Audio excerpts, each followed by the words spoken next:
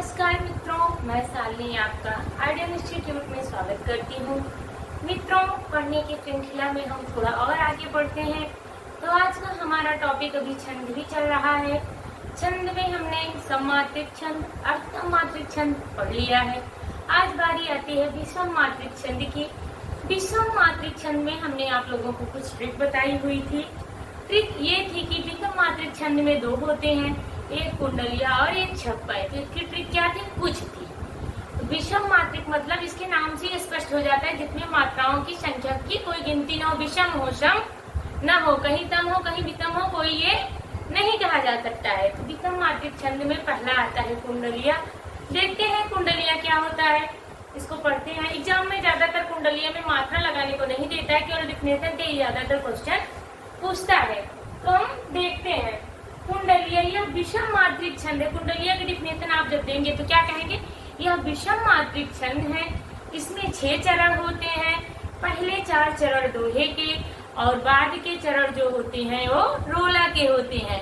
इसकी सबसे पहली विशेषता ये है कि जिस शब्द से कुंडलिया शुरू होती है उसी शब्द से उसका अंत होता है। जब भी आपको कुंडलिया चाहे बीच की लाइन हटा के ही थोड़ा ही दे, लेकिन ये ध्यान रखिएगा कि जिस शब्द से कुंडलिया की शुरुआत हो रही है उसी शब्द से कुंडलिया का अंत होगा। कहने का मतलब ये है कि एक ट्रिक ये भी याद रखिए, कुंडलिया में दोहा प्लस रोला या डी आर, डी से दोहा आर से रोला, तो कुंडलिया डी आर याद कर लीजिए आप लोग। ये आपकी एक ट्रिक हो गई।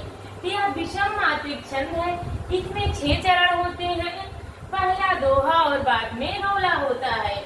यही इसकी डिफिनेशन है। तो जिसमें रोला और दोहा मिक्स हो उसे हम कुंडलिया कहते हैं। जिस शब्द से शुरुआत हो उसी शब्द से अंत हो उसे हम कुंडलिया कहते हैं। एक एग्जाम्पल से देखते हैं। बिना विचारे जो करे सो पाछे पछताए, काम बिगाड़ो अपना जग में होत हसाए, जग में होत हसाए चित में चैन न आवे, खान पान सम्मान राग रग मन न भावे, कह गिरधर कबराए दुख कहु तर्क न तारे, हरकत है जी मान कियो जो बिना विचारे। अब मेरे मन में ये बात खड़क रही है कि हमने बिना विचारे काम को क्यों किया। जो हमने बिना विचारे काम किया है ये बात मन को खड़क रही है।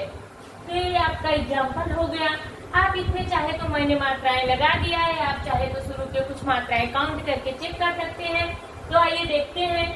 2 3 4 5 6 7 8 9 10 11 12 13। 2 3 4 5 6 7 8 9 10 11 12 13। पहला चरण दोहा का पहला और तीसरे में 13 मात्राएं, दूसरे और चौथे में 11 मात्राएं होती। मैं एक ही चीज को कई बार रिपीट करती हूँ ताकि एक बार देखने पे आप लोगों के दिमाग में ये बातें छप जाए। 100 5 6 पछताए, 2 2 4 2 6 7 8 9 10 11। ठीक, ऐसे सेम इसमें भी होगा। 2 3 4 5 6 7 8 9 10 11। यहाँ 11, फिर यहाँ 13 होगा। 1 2 3 4 5 6 7 8 9 10 11। ठीक, तो यह आपके शुरू के 4 जो होते हैं दोहा के होते हैं। बाद में जग में होत हतार चित में चैन ना आवे, इतनी मात्रा लगाएंगे। तो यदि जहाँ पे रखती है यहाँ पे टोटल कितनी मात्राएं होती हैं?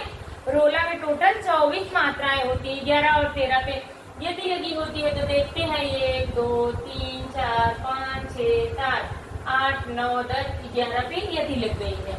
फिर 1 2 3 4 5 6 7 8 9 10 11 12 13। ठीक, फिर 13 पे यदि लग जाएगी।